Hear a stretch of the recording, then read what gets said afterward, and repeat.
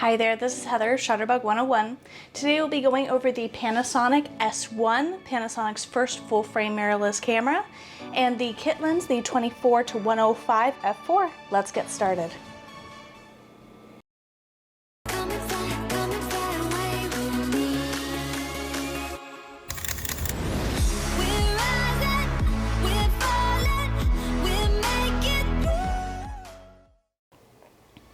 The Panasonic Lumix S1 is Panasonic's first full-frame mirrorless camera. It has 24 megapixels, has in-body stabilization that works together with stabilization in the Panasonic L-mount lenses, and has 225 focus points. This camera also has a tilting touch LCD screen, has a continuous drive of 9 frames per second and a 6K burst mode that captures at 60 frames per second, and has 4K video up to 60 frames. The S1 has 2 card slots, one for a UHS-2 SD card and one for an XQD card. It can be charged via USB, has a microphone and headphone port, built-in Wi-Fi, and is environmentally sealed. Today we will be going over the buttons, doors, and menus to help you find your way around this beast of a camera. Going over the Panasonic S1 here. So as you can see, with this 24 to 105 lens, and I know I have small hands, but I mean, just look at me grip this camera. This camera is a beast. If anyone has shot with a Panasonic before, they've always gone with the micro four thirds sensors. So it's always been smaller, travel friendly. They made this camera for the person that loves the Panasonic brand, loves their general overlay and their menus, but wants something more than what the micro four thirds sensor can get you, which is more light intake, more of that bokeh effect, better quality and enlargements. I mean, this thing is a beast, and it is massive in comparison to their other cameras. It does have some weight to it, which unfortunately when this camera was released last year, it turned a lot of people away because of that weight difference, because they previously had another Panasonic and they felt this guy and they're like, whoa, okay, that's a pretty big difference. The whole point for them going mirrorless was to go something with a lighter weight. However, if weight is not a huge thing for you, this can still weigh less than a lot of like DSLR cameras. So it's still a fairly good investment. I mean, full frame cameras are always going to have quite a bit of weight, so that is something to keep in mind. But if you don't mind dealing with the weight, the quality in this camera is pretty darn fantastic. With the kit lens, the 24 to 105 f4, we can see that it does have 3 switches on it. It does have a lock here, so if you're walking along with it and you don't want the barrel to slowly start to creep out, because over time this tends to get a little bit loose, you can put that lock on and it's going to completely lock that up, which is nice. We have the autofocus manual focus switch, which of course allows us to switch this into manual focus to dial in our focus with this front ring here. Otherwise, you have autofocus down, which will allow the camera to autofocus accordingly. And then you have the OIS, which is going to be the optical image stabilizer. So this camera, as you may have heard in the sample video before this, it does have stabilization in the body and in the lenses, where the stabilization is actually going to work together to get you that nice 5-axis stabilization. Do keep in mind, this mount to this camera is a different mount than their usual Panasonic mount. With their micro four thirds lenses, those used to be interchangeable with Olympus and Panasonic. Because this is a new mount, this is actually going to be the Leica L mount.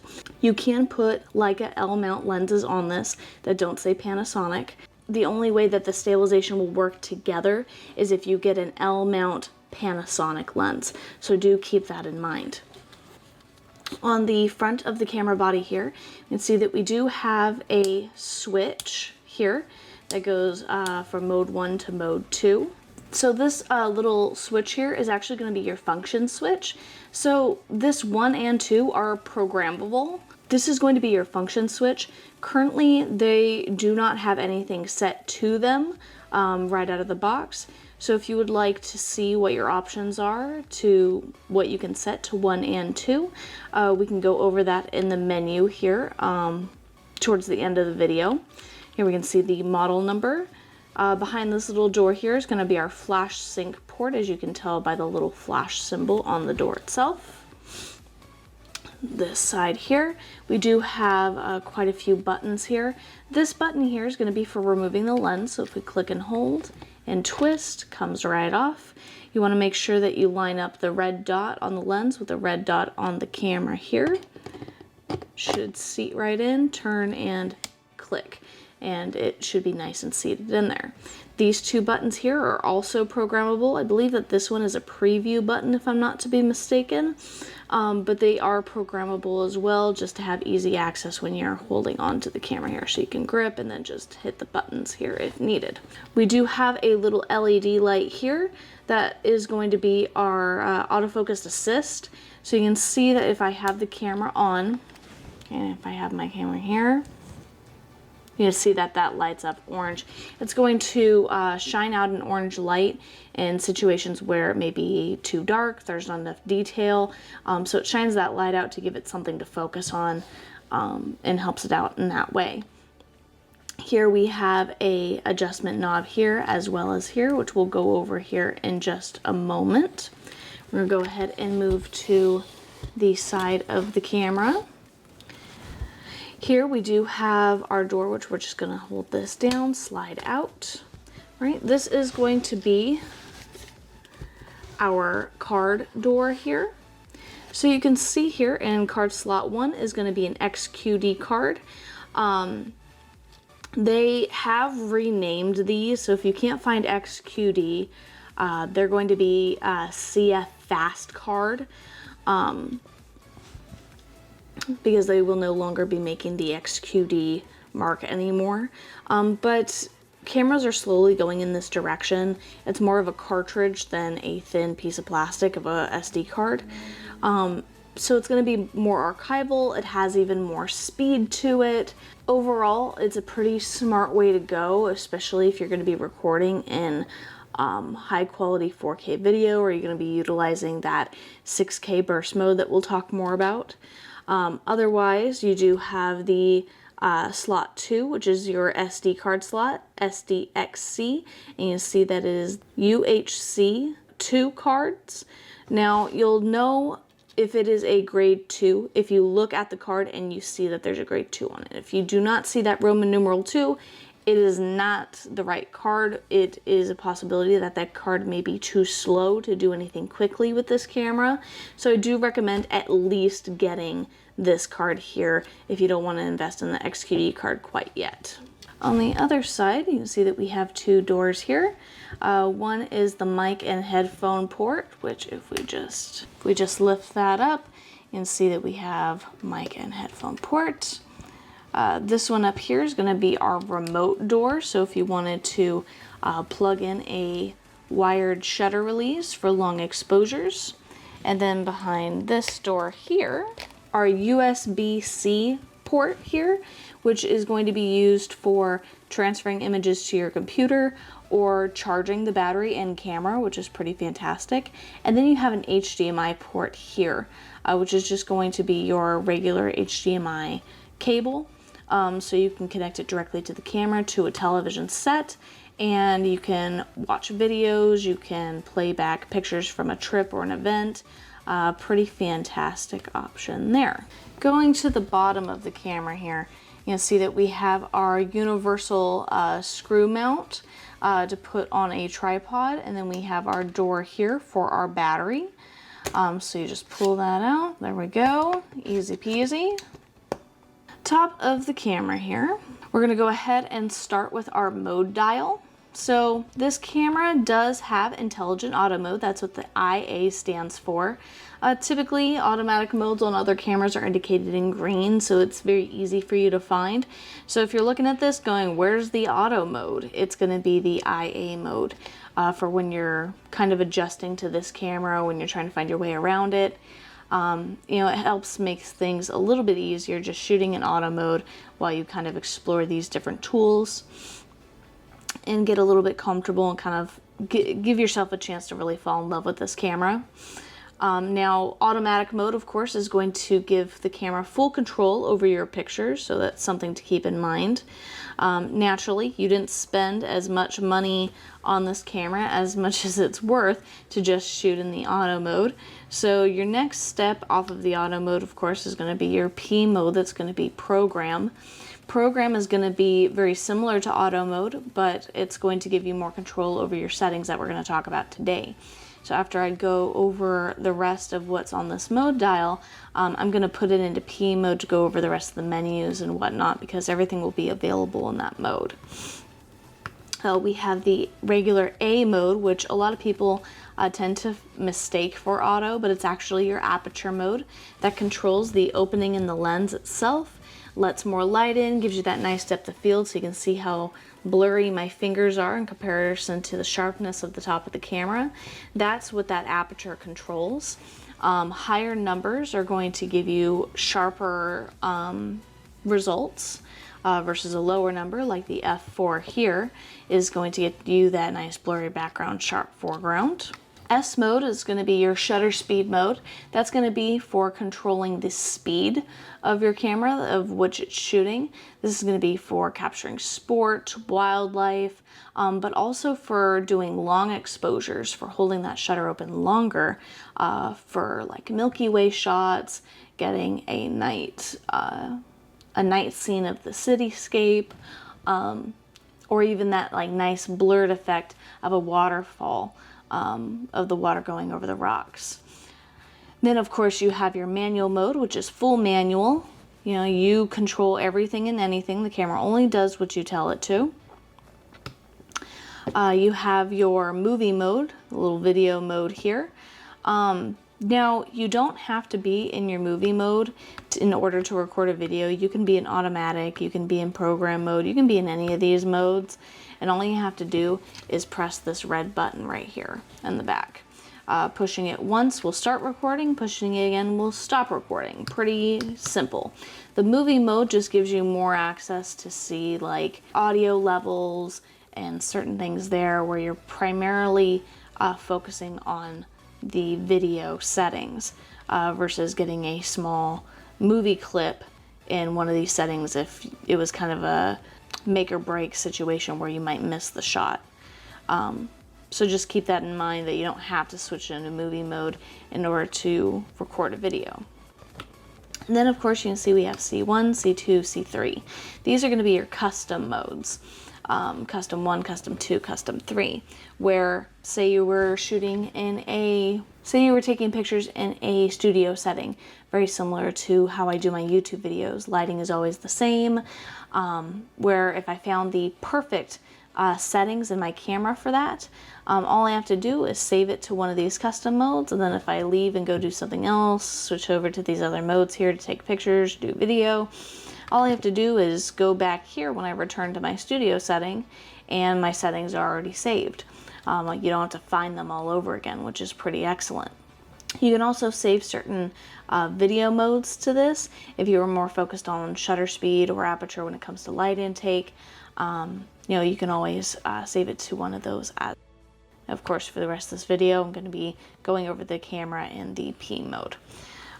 Down below the mode dial here, you'll see that we do have a little switch that allows us to change our drive mode. So the single square here is going to be single shot. So if you click and hold the shutter button down, it's going to take one picture. Continuous mode 1 and continuous mode 2, those can be changed in the menu. I find that a lot of people will do like, oh, let's do high continuous drive here. High continuous drive on mode 1, that gives you that 9 frames per second, versus doing the drive 2, which gives you, if you wanted to change that to that 6K burst mode, which takes pictures at 60 frames per second in 6K video. It's pretty fantastic there. You have your time lapse or stop animation, and then you have your timer mode as well. Right, here you have a LVF button. This is going to be for live viewfinder. So if you hit this button, you can either change it from just the viewfinder, no screen. You could set on automatic, where if you put your face in front of the viewfinder here, it automatically switches to and fro, or you can set it just to the screen, depending on what your preference is. You have view mode, which changes the visibility in the viewfinder itself. It kind of does a magnification change. We have our focusing dial here, which you can see is S, C, and MF. S is going to be for single focus. This is going to allow the camera to focus on a single subject that's not really moving. Could be a person posing, a landscape, a still life, where it focuses and locks on. C is actually going to be continuous autofocus, where it continually changes the focal point as the subject moves. So again, like sports, wildlife, something that's moving, maybe your kids. And then MF is going to be for manual focus. So if the lens itself doesn't have a manual focus or autofocus switch on it like this one does, you can also control it to manual focus back here as well. We have our little display window here, which is going to give us kind of a wrapped up version of kind of where our settings are at. You can also see on the back screen, which we'll go over here in a moment, where it kind of shows a little bit more in depth of what's going on. But it'll tell you like how many pictures you have left, what your ISO is on, what your exposure is at, your metering, your white balance, what quality you're shooting at, your battery. It'll tell you all that, and of course your shutter speed and aperture as well.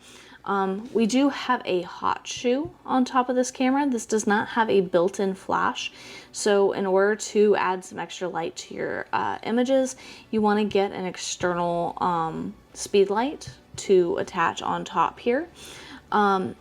These, of course, are going to be your built-in microphones, and as we kind of went over, we saw the microphone port where you can attach an external mic. An external mic is going to get you more direct sound. This gives you sound from the entire kind of thing going on behind the camera, in front of the camera, to the sides of the camera. So if you want more direct sound than these two mics here, definitely get an external mic. We have our little light bulb here, so this is going to light up the screen if we can't see it in dark situations. We have our shutter button, which you push halfway down to focus, all the way down to take a picture. This WB button is going to be our white balance button, which if you click and hold that, you're gonna, or actually just click it, you can go ahead and scroll through your options here. Now, if it's a bit difficult to see kind of what's going on the screen here, you can go off of the back of the screen here, which is going to show you also the different color changes that it's going to do. So you see some have more of an orange tint, some have more of a blue tint. Overall, auto white balance does a great job in determining what the white balance should be. So if you were shooting in studio lighting, or the walls are doing a certain cast, then you can probably try and change your white balance then, but you always want to make sure that you change it back to auto if you change locations, because then you're going to end up with either orange or blue people in your pics, and nobody wants that. So you have your ISO button, which is your image sensitivity, okay, to light, and then you can change that also by going with this here, which is going to tell you exactly what it's doing here. If you want to dial it down to auto or go to a specific number, it also does the same thing here on the back of the screen. Okay, and then we have our exposure as well. So if we click that button, we can go plus numbers, which is going to make the scene brighter, or minus numbers, which is going to make the scene darker. So you can see minus, what it recommends, brighter. Okay, so it does have that exposure compensation, which is fantastic. Here's your on and off switch. And then we'll go ahead and go to the back of the camera. Getting into a lot of the fun stuff here. So here is where you're going to find your lock. So if you lock this up, it's actually going to protect the touchscreen from being touched, any of these from being touched here. It's also letting you know, hey, lock lever's on. Can't change anything if you're trying to change it. Just helps prevent any settings from accidentally being changed, which is nice. You have your playback button, which allows you to look back on pictures that you've taken.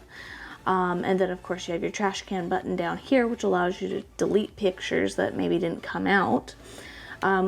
We do have our diopter here, which is this little wheel. It allows you to adjust this viewfinder so it's clear for your eyes. With people wearing glasses, you know, with our sight being different because I don't wear glasses, you may find that you need to adjust this to your eyes to shoot through it. So once you set this, you should never have to change it unless you let somebody borrow it that has to, so keep that in mind. We've already gone over the video record button. This button here is going to be for our autofocus area where it's autofocusing. So you have like a pinpoint, you have one area plus, which makes it a little bit bigger. You have your general zone. You have vertical, horizontal, which is great for landscapes. You have the entire area, which is using the full 225 focus points. You have tracking for movement, and then you even have like a face, eye, body, animal detection, which is pretty awesome. So you can be very specific to tell your camera exactly where you want to focus. You have your back button autofocus if you want to use that instead of using the shutter button halfway down, which is kind of nice. You have your little joystick here, so like if I have it on that one area, I can move around where I want the camera to focus. So there we go, where I want the camera to focus at, and then pick it if I want to do that, which is kind of neat. Q is going to be our quick menu. However, usually on previous Panasonic models, the quick menu would allow you to change all these things on the screen. In order to change these things that you see on the screen here, like your ISO, you're just going to touch it, adjust with the dial up here. Right, we're going to go back and change your exposure like you can with the button on top, your exposure for flash, your drive mode, and the focusing mode are of course going to be changed with this and with this. You have your autofocus area, which again is could be changed through this button here. You have your quality of photos that you can change, the ratio size, HLG. HLG is actually something that's very new for me, and I have not had the chance to actually play around with it yet. HLG is going to be hybrid log gamma. What this is it's going to be a smarter version of HDR, or high dynamic range.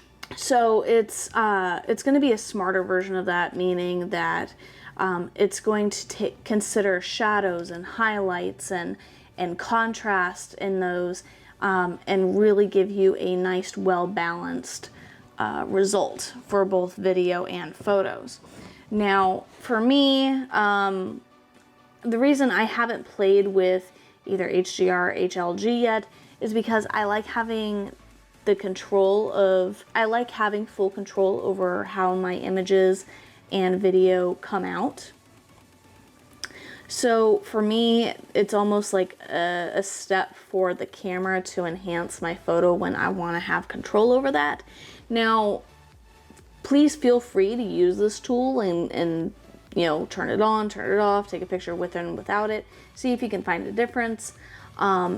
You may like the look of the outcome better, but for me, I would just rather keep it off and have the control. You have a function button here where you can actually change all of these different functions, and it tells you exactly where it's at on the camera. That's one thing that I absolutely love about Panasonic is it has a very clean layout, which is great. You can change your filter, which will change the color and how it changes the color intake. So the saturation, you can go black and white, you can desaturate it. Standard is going to be kind of just a regular color. You have white balance again, which again is changed with the button on the top. You have eye dynamic range, which is very similar to, again, HDR, HLG. It's going to kind of be tied in with that group. You have your metering, so where it's going to be metering from, either the entire area, centered, or spot. So if you want something off-centered, something like that. And then it displays card 1, card 2. Naturally, I don't have a XQD card, I just have an SD card. So it's telling me that I have 856 pictures left to take with it currently on the settings that I have it on.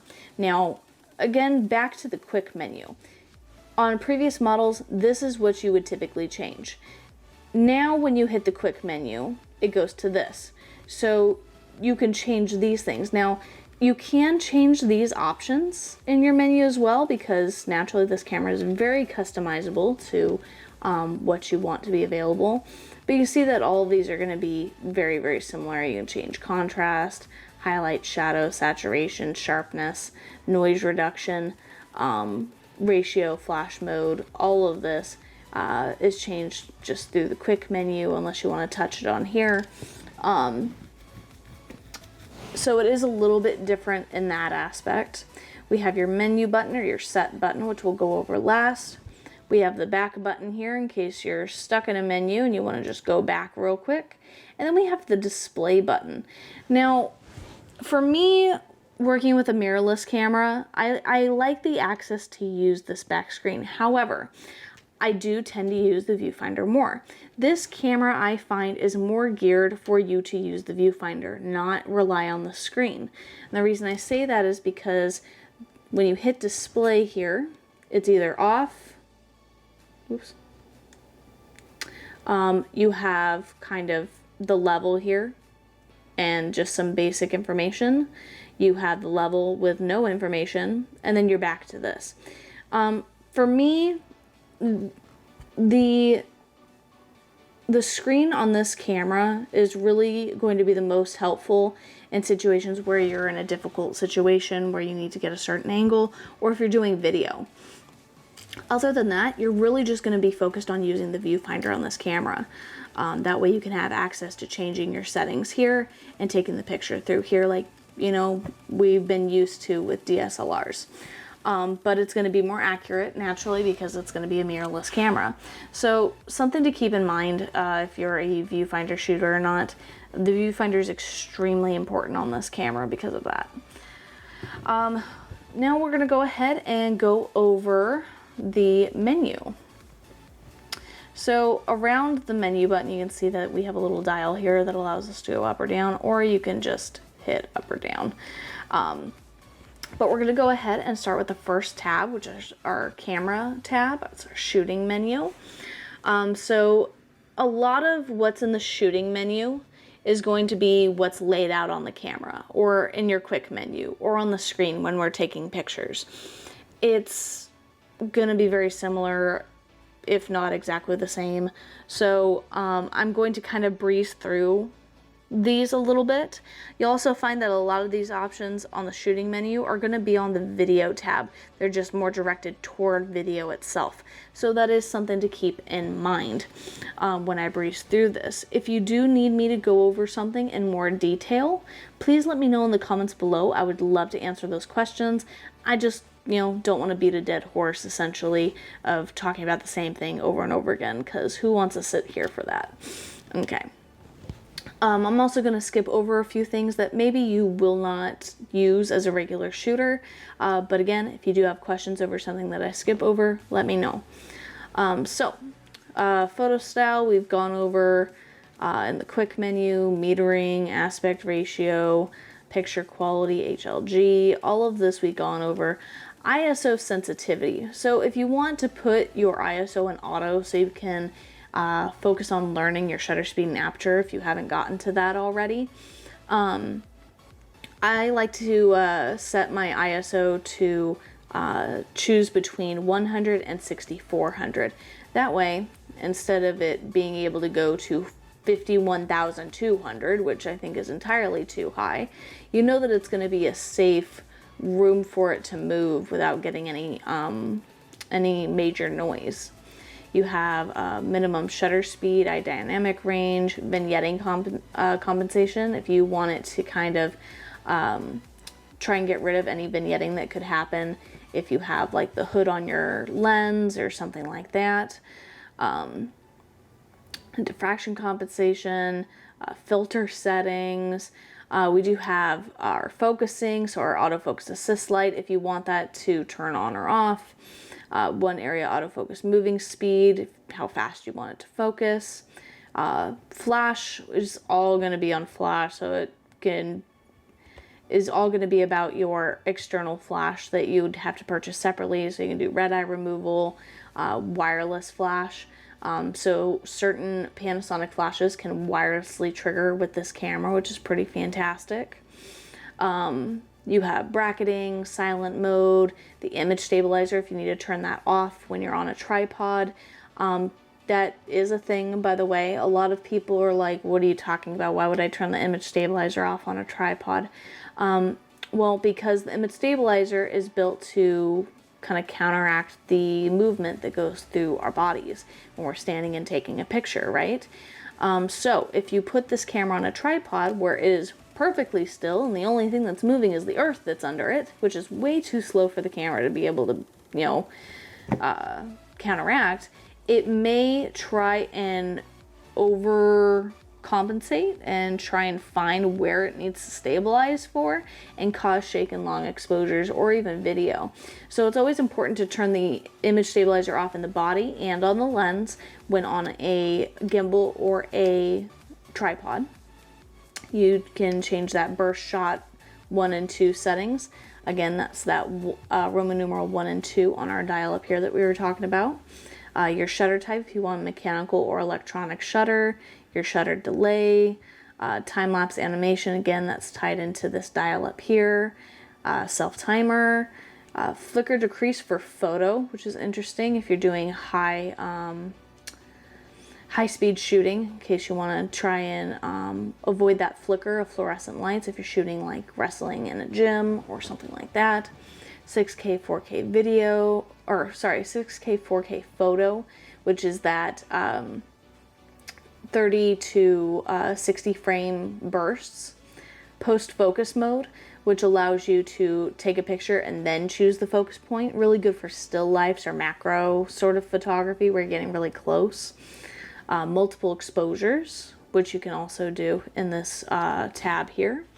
So I'm going to kind of skip over the video mode because again, a lot of that is very similar. The only differences that you're going to see is going to be that there is a mic option to change the mic level in the camera itself.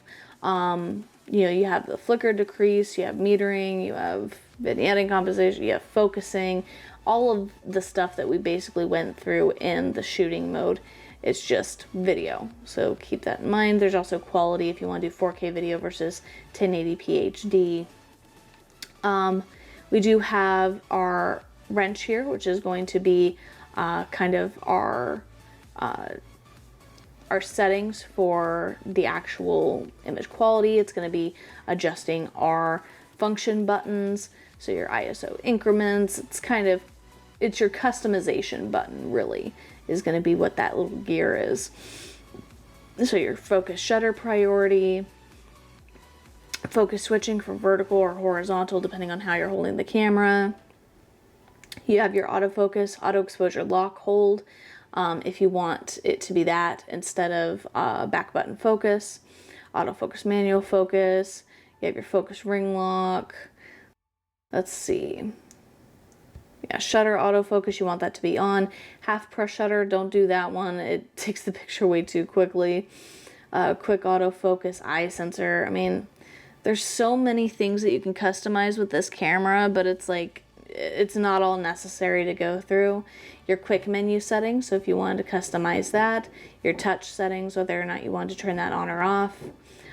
Your lock lever setting, your function button sets, like all of the buttons on this camera are pretty much customizable. You can even set if you wanted to create shortcuts for, like, if you wanted to push this down, up, side to side, you can actually create shortcuts for that as well, which is pretty insane. And the joystick, where you could do up, down, side, side for shortcuts as well. It's pretty insane just how customizable this camera is. This also does have illuminated buttons, which is insane.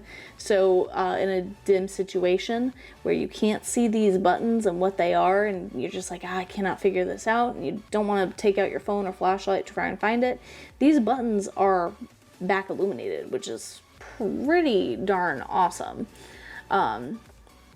You have like auto review if you want the picture to show up after you've taken it. Constant preview, you can put up a histogram, any of those graphs there. Monochrome live view if you have the type of mindset to see more of those values of black to white and see all your grays. You have your live view finder monitor display settings, video preview. I mean, if you wanted to show like how much video I've left versus how many photos you have left, like if you want the highlights to blink at you, zebra pattern, I mean, all this is pretty, it's up to your preference. You have your lens focus resume, lens FN button setting if your lens has a function button on it, and then your focus ring control as well. And then going down to our wrench, this is going to be kind of our general settings here. So you have the first one here, which is going over our card. So the first option here, you see card format. Okay. A lot of people don't realize what formatting does for your card, and you either find out the hard way or you don't know what it is at all. Now, formatting your card means that you are permanently erasing everything on the card itself. You are resetting it to how you purchased it. Now, a lot of people would see this as, oh, this is a bad thing, I need to stay away from it, I don't want to lose my pictures. Well, if you're the type of person that, I mean, XQD cards and these SD cards are not inexpensive. They are pricey. So chances are you're going to be reusing your cards, right? So after an event, after you've gone on a trip, whatever it is that you've done, and you've made sure that your images, your videos, all of that stuff is backed up to your computer, an internet source, a hard source like an external hard drive, whatever it may be, wherever you're storing your stuff. Make sure it's there. It's someplace off of the card. And then you're ready to go and shoot your next event. Instead of just deleting with the trash can button or while the card is in your computer, just deleting everything there while it's on the computer, what you want to do is you want to put the card back in your camera. You want to go to the little wrench, you want to go to the card, and you want to go to card format to permanently erase everything.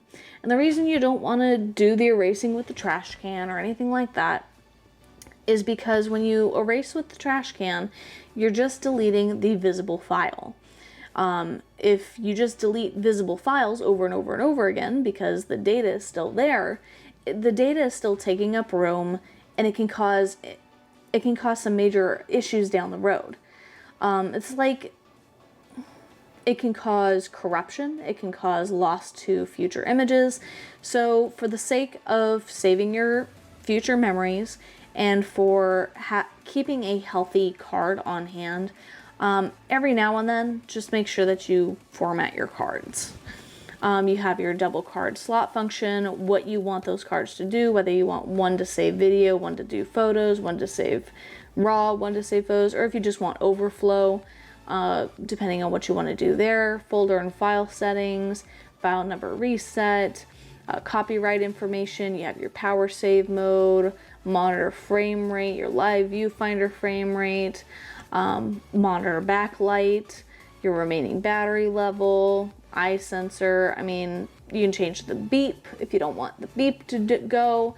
When you're doing autofocus, your headphone volume, to connect to Wi-Fi, to the app to transfer pictures from the camera to your phone or your smart device, battery information, TV connection, save to custom mode. So if you found a mode that you like and you want to save to C1, C2, C3 up here, that's where you're going to go is your settings. Load a custom mode settings, save and restore camera settings, reset, which just allows you to reset all settings to the camera, to factory settings. So if you're going through your new camera and you're like, oh, I'm gonna play with this, oh, what does this do? And then all of a sudden it's doing something and you're like, I do not know how to change it back. What in the world did I do? What mistake did I make? Just go ahead and go to reset and reset the settings. No big deal. Then of course you have your clock zone, your time zone, your sensor cleaning, which is not really a sensor cleaning. It just kind of vibrates the sensor to hopefully knock off any dust. If you do need a actual sensor cleaning, do not do it yourself unless you are skilled and you have done it before, because you can damage your camera. It needs to be done the correct way. So I would definitely recommend bringing it to a camera store near you if possible. You have your language, your firmware version, you do your online manual. And then the last two that we have here, this one here is going to be our like our My Menu settings. So what you can do is, if you already kind of know what's laid on the outside of the camera, but there are a few things in the menu itself that you like to have access to, like maybe card formatting, you can go through these tabs and find the settings that you're going to change on a regular basis that you want to be able to find easily, and you can save it to this My Menu tab, which will allow you to find it easily without having to scroll through every single one of these to find what you need. And then of course this last one here is going to be our playback menu, which allows you to rotate images, magnify, crop, retouch, do all these sort of editing tools inside the camera itself. I don't know how much I would recommend doing that. I personally like editing on my computer screen. Not only is it a larger screen than this, but you know, I just have more tools at my disposal that way. And then of course the nice little tool to know is if you get stuck in the menu and you want to have a universal escape button, you can always use your back button, but you can also use your shutter button halfway down. That gets you right back into shooting mode, which is pretty awesome. So that pretty much sums up this beast of a camera here that Panasonic has come up with.